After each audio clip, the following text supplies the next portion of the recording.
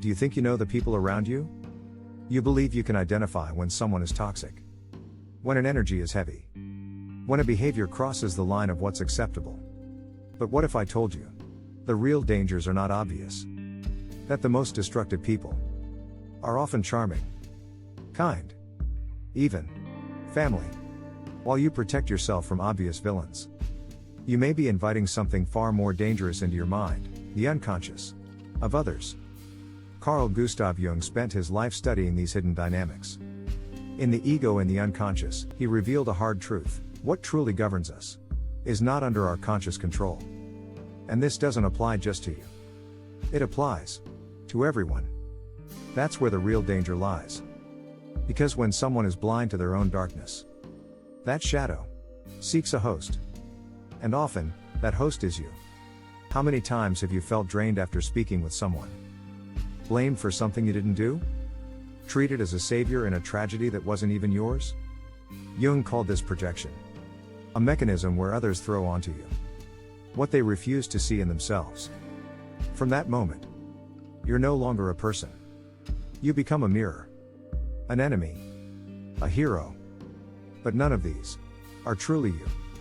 Worse still, you often don't even realize you're in the game. You think you're helping, being empathetic, being mature. But all the while, you're sinking into psychological terrain that isn't yours.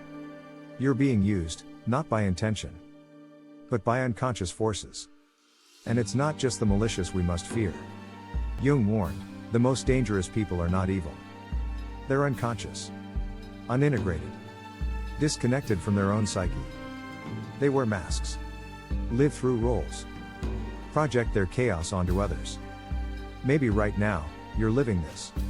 In a relationship, a friendship, a job, even within your own family. And maybe, you blame yourself, wondering what's wrong with you. Nothing is wrong with you. But something is very wrong with how you're being used. In this video, we will uncover the 6 types of emotionally dangerous people, as Jung would describe them. Not evil, but ruled by forces they do not understand. Using Jung's words.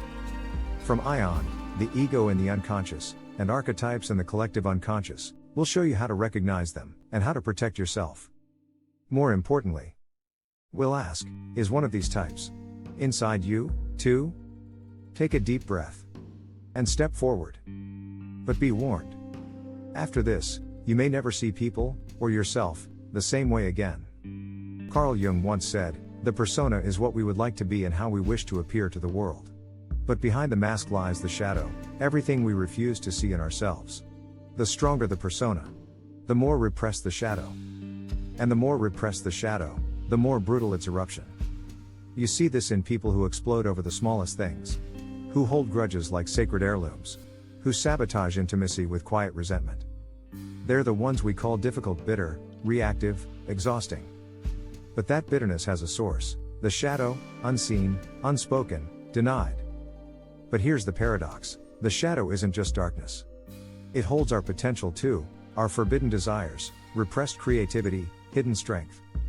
When this isn't integrated, it poisons. It turns talent into sabotage, affection into control, strength into domination. And those closest to us? They become collateral damage. Living beside someone with a repressed shadow is like walking through an emotional minefield. Everything feels fragile. Every interaction carries the risk of eruption. But where does this repression come from? Often, it's born from a deep illusion, the illusion of moral superiority. Which brings us to the next archetype. The moral controller. This isn't just someone who denies their own desires. It's someone who makes you feel guilty for living yours. They become self-appointed guardians of virtue. But beneath that mask, there's fear, resentment, and self-rejection. Not every executioner carries a sword. Some wield crosses, rules, dogmas, and hide behind phrases like, "It's for your own good. You'll thank me later." Someone needs to tell you the truth. But this truth is soaked in projection. It's not clarity, it's control. Jung saw this archetype as one of the most dangerous. Because the moral controller believes they're doing good, even as they suppress, shame, and manipulate. They preach, accuse, moralize, but never reflect. They are moral not because they are good, but because they need to appear good. According to Jung, the more intense the repression, the more powerful the projection. So the moral controller turns everyone else into sinners, deviants, problems, just to avoid confronting their own contradictions. They are blind to their darkness. And their light? It blinds others. Worse still, if you live with someone like this, you begin to internalize their morality. You silence yourself, suppress your truth, and shrink into a version of yourself that exists only to preserve the peace. The morality of the other becomes your cage. This is common in families, religious environments, and rigid communities where obedience replaces authenticity. And where there is too much moralism, there is often very little self-awareness. Jung warned us, the extreme moralist doesn't want truth, they want control. And when they cannot control the outside world, they colonize the inside world of those around them. But this isn't the only face of unconscious repression. There's another figure, far more unstable, reactive, and erratic. The complexed. While the moralist suppresses and judges, the complexed individual is possessed by their unconscious wounds. These people are puppets of past pain. They don't respond to the present, they react to ghosts. One moment, they love you. The next, they accuse you. A compliment feels like an attack. A joke becomes a betrayal. They aren't pretending. They don't even know why they're reacting, because it's not you they're responding to. It's an unhealed trauma, buried deep. Jung called these complexes autonomous fragments in the psyche that hijack behavior and distort perception. They're like inner personalities formed by trauma, rejection, abandonment. And when triggered, they take over. The person is no longer themselves. They become rage, or despair, or paranoia. You start tiptoeing around their moods. You walk on eggshells. You shrink yourself to avoid waking the storm inside them. But here's the truth, that storm isn't asleep. It's always there, waiting. You can't fix it. You can't predict it. And you can't save them from it. Eventually, their ghosts become yours. You question your memory. You doubt your emotions. You start to lose yourself, slowly. Jung warned that unrecognized complexes can colonize the psyche. They steal your voice. They speak for you, act for you, feel for you. And once this happens, you're no longer living, you're reacting. Still, there is one more type. One more presence, quiet, but just as dangerous. The psychic vampire. They don't attack. They don't accuse. They don't explode. They drain. Not your blood, your energy. Your time. Your empathy. Your soul. You start by offering support. Then space. Then tolerance. Until you realize, you're disappearing. Bit by bit. Jung described these relationships as unresolved symbiosis, when two people blur into one, and neither can grow. The psychic vampire needs constant reassurance, constant attention, constant you. But what they need, you can never give. Because their emptiness is not yours to fill. Eventually, you stop setting boundaries. You stop asking for time. You stop existing as you. And the worst part? You feel guilty for even wanting space.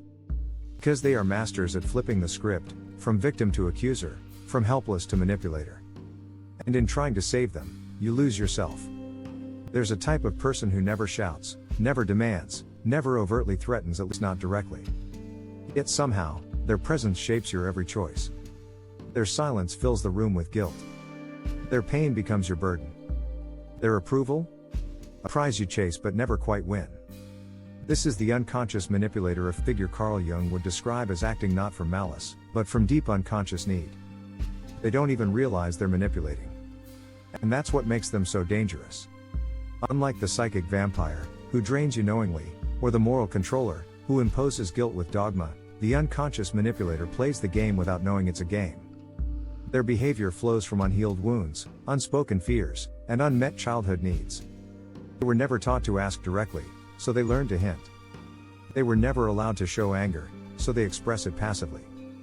They were invisible once and now they've become masters of shaping perception. Jung would trace this back to the shadow complex, those parts of ourselves we deny and repress. Once hidden, these parts act from the shadows, taking control of behavior. The result? Emotional coercion disguised as vulnerability. Psychological games wrapped in confusion. Every encounter leaves you doubting yourself. Are they hurting? Or controlling? The truth is, both. The unconscious manipulator isn't evil. They are lost, caught in patterns that once protected them but now harm those closest to them. Their greatest fear? Abandonment. And to avoid that, they create invisible traps, making others feel responsible for their moods, their safety, their survival. You know you're near one when you find yourself apologizing for things you didn't do. When anxiety creeps in just because they're silent. When every boundary you try to set is met with sadness, guilt, or emotional shutdown.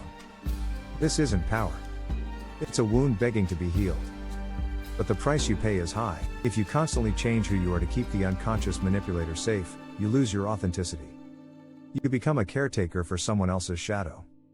You trade your truth for fragile peace.